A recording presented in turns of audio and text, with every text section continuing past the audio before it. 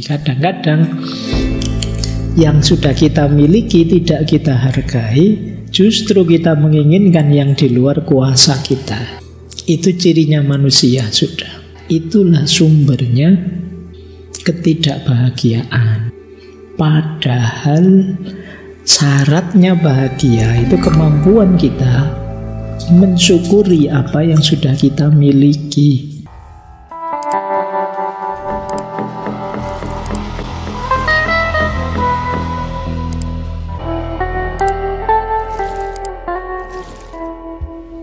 Assalamualaikum warahmatullahi wabarakatuh. Baik, bismillah, kita mulai. Apa sih yang membuat orang tidak bahagia? Yang pertama, kata Hamka, orang merindukan yang dia tidak punya. Jadi ini uraiannya sederhana. Kalau di Hamka itu, manusia itu biasanya cenderung menginginkan apa yang belum dia ketahui, yang belum dia miliki. Sudah punya yang luar biasa di rumahnya misalnya, punya mobil ini, mobil itu, misalnya sangat kaya raya. Itu yang sudah dia miliki ya sudah, tidak jadi pikiran. Yang ada di pikirannya apa? Apa yang belum dia miliki. Itu cirinya manusia sudah. Padahal syaratnya bahagia itu kemampuan kita mensyukuri apa yang sudah kita miliki. Dan itu terjadi kalau kita menghargai apa yang sudah kita miliki. Kadang-kadang yang sudah kita miliki tidak kita hargai, justru kita menginginkan yang di luar kuasa kita. Itulah sumbernya ketidakbahagiaan. Hamka mencontohkan Rockefeller. Rockefeller itu ini juragan minyak Amerika, kaya raya. Sekarang banyak funding foundation atas nama dia memberi beasiswa. Beliau ini milioner, kekayaannya banyak, hidup sampai umur 97 tahun. Satu ketika beliau menyatakan, saya tidak ingin apa-apa, saya cukup ingin usia saya sampai 100 saja. Ini beliau ngomongnya waktu usia 97 itu. Dan tidak lama setelah itu meninggal. Jadi dia menginginkan 3 tahun sampai 100 yang tidak ada, lupa mensyukuri 97 tahun di mana dia hidup kaya raya, sukses, milioner dan lain sebagainya. Jadi ini salah satu contoh bahwa bahagia itu justru dengan menghargai yang kita miliki, bukan sibuk mikir yang tidak kita miliki. Kalau orang Jawa bilang urip kuwi wang sinawang. Kita selalu melihat betapa enaknya orang lain, betapa bahagianya orang lain, betapa suksesnya orang lain. Padahal kita juga, orang lain melihat kita begitu. Nanti misalnya ada yang kerjanya di rumah, itu yang kerjanya keluar-keluar bilang, enak ya sampean kerja santai di rumah. Nanti yang kerja di rumah juga begitu, enak sampean bisa keluar-keluar, saya bosen di rumah terus. Orang itu selalu melihat yang lain lebih bahagia dari dirinya.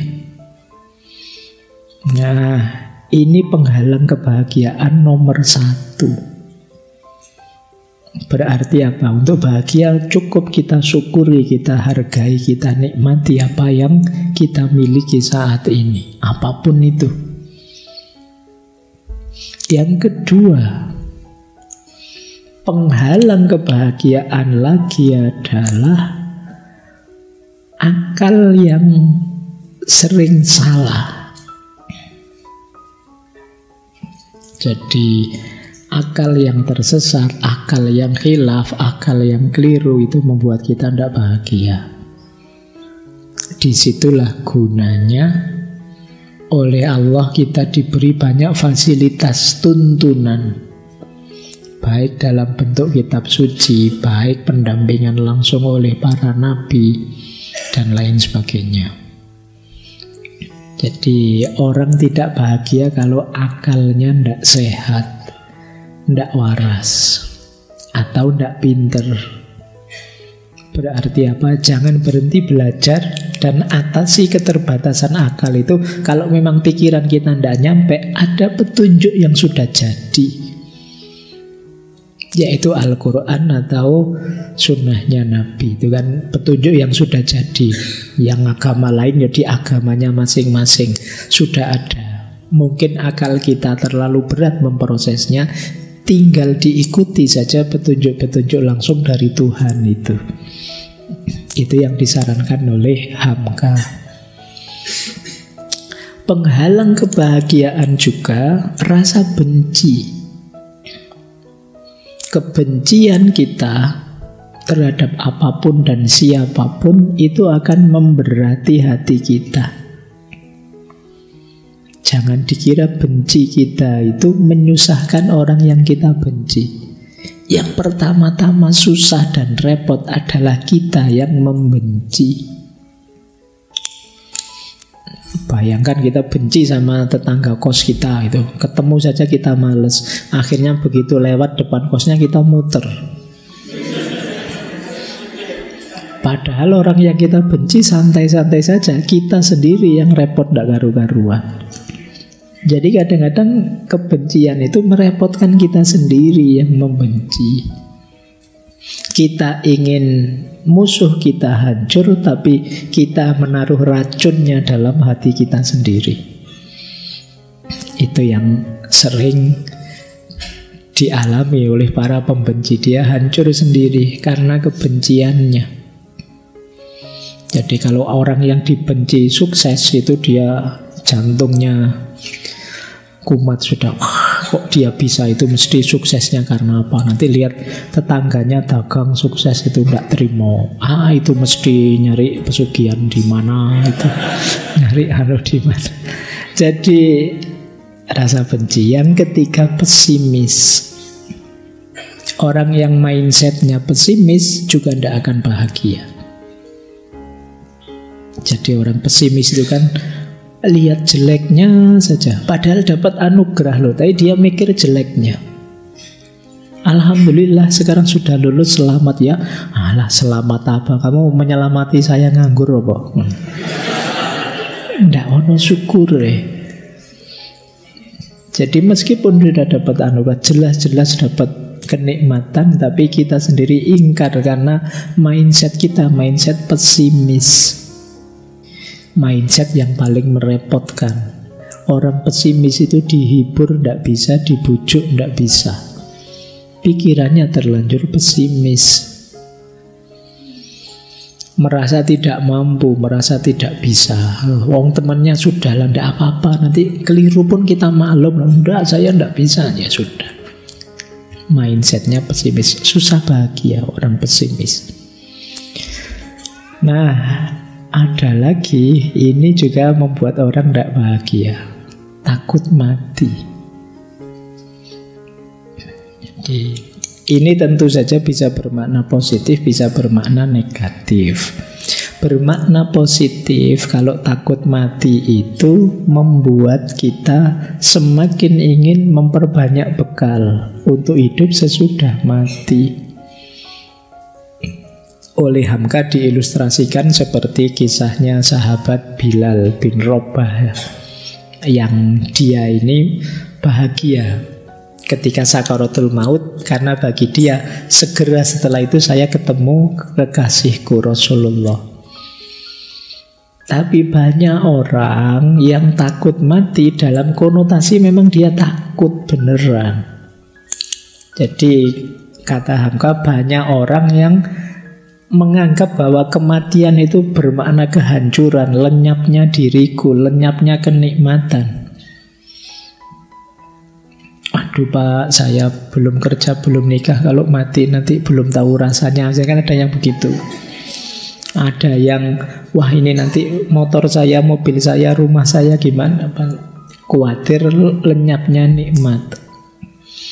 Ada yang takut Pak, sakit kan Pak mati itu. Kata Hamka, ada orang menganggap kematian itu penyakit yang hebat. Padahal mati itu bukan penyakit. Kalau penyakit ada obatnya, kalau kematian tidak ada. Mati ya mati saja. Kan tidak ada dicariin obat, kan tidak ada, ya mati sudah selesai. Ini menghalangi kebahagiaan. Maka menurut Hamka ada logika yang kebalik-balik orang-orang itu. Kata Hamka begini, lebih banyak orang menghadapi kematian di atas tempat tidur daripada orang mati di atas pesawat. Tetapi kenapa lebih banyak orang takut mati ketika naik pesawat daripada naik tempat tidur? Kita kan sering begitu mikirnya. Kematian itu bisa kita temui di mana saja kok. Wah saya takut Pak naik kereta kemarin kecelakaan. Takut naik kereta. Lebih banyak orang yang meninggalnya di atas tempat tidur. Kok kamu tidak takut kalau malam hari mau tidur naik tempat tidur? Ini kan sindiran, loh, ngapain sih takut mati? Kematian itu sesuatu yang pasti, satu-satunya yang pasti di antara semua yang tidak pasti dalam hidup kita adalah kematian. Takut mati boleh, tapi dalam rangka memperbaiki diri, menambah bekal hidup sesudah mati. Ini melanjutkan tentang takut tadi ya. Yang sumber orang tidak bahagia juga banyak ketakutan yang lain. Kata Hamka begini, jangan takut jatuh, karena yang tidak pernah memanjatlah yang tidak pernah jatuh. Jangan takut gagal, karena yang tidak pernah gagal hanya orang-orang yang tidak pernah melangkah. Jangan takut salah, karena dengan kesalahan yang pertama kita dapat menambah pengetahuan untuk mencari jalan yang benar pada langkah yang kedua. Tidak usah takut. Apa sih yang kita takuti? Apakah resiko? Resiko paling pahit, paling puncak kan kematian. Dan kematian pun itu sudah ada waktunya. Jadi yuk, ketakutan jangan sampai menghalangi kebahagiaan kita. Baik, saya kira itu. Kurang lebihnya mohon maaf. Wallahul muwaffiq, wallahu a'lamu bissawab. Wassalamualaikum warahmatullahi wabarakatuh. Waalaikumsalam warahmatullahi wabarakatuh.